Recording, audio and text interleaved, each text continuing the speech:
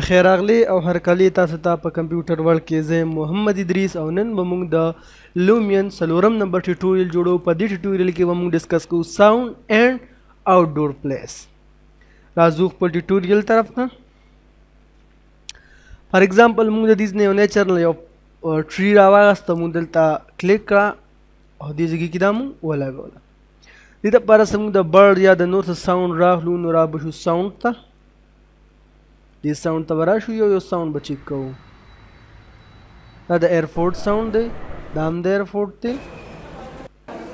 قسمه قسم د هغه د کیفې دی، دا هم کیفې دی. دې کې به زموږ سره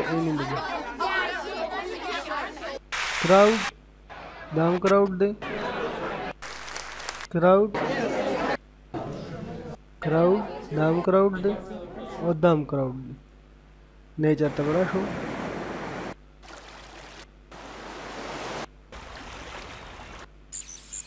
دا زموږ سره ساوند افیکټ شو د برډ.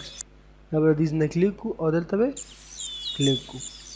موږ چې دې ونې نه څومره لرې کېږو ساوند به زموږ سره ختمیږي. چې موږ ورنږدې کېږو ساوند به زموږ سره شروع کېږي. دغه شان زموږ سره دې والیوم سلو کېږي چې دې نه د زموږ سره دا ډسټنس یې واقع چې څومره لرې پورې تاسو ساوند رسوئ هغومره به هغې پورې رسي. دا میکزیمم ډسټنس دی، هغه مینیمم ډسټنس دی. دا دواړه ډسټنس سره موږ اواز تر د لرې لرې پورې ځي او دې زموږ سره والیوم تیزېږي. دا زموږ سره ساوند دی. بیا موږ راځو آوټ ډور ته. په آوټ ډور کې موږ دلته سلیکټ آبجیکټ ته راغلو. په دې کې زموږ سره آوټ ډور لایبرري کې قسمه قسم لایبرري ده. دا زموږ سره ده. بلډینګز دي را سره پکې، کنسټرکشنز دي را سره پکې، انډسټري دی را سره پکې. زموږ سره قسمه قسم لایبرري موجود. فار ایگزامپل زه بلډینګ ته رالم، ما دې نه یو بلډینګ پک کو او دلته مې ولګو.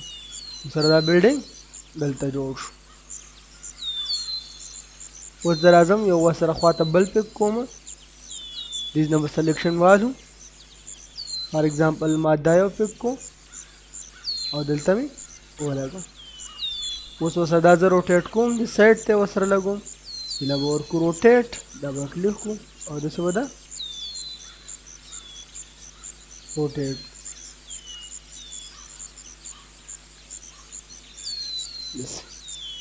او موو به راوالو، دا به دې سره دې دغه سایډ ته ولګو.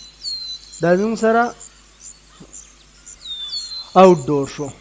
د کمپیوټر ورلډ د طرف نه دا زموږ سره د لومین 6 څلورم نمبر ټیوټوریل. په نیکسټ ټیوټوریل کې به انشاءالله موږ مزید افیکټ، لایټ اینډ سپیشل آبجیکټ ډسکس کوو.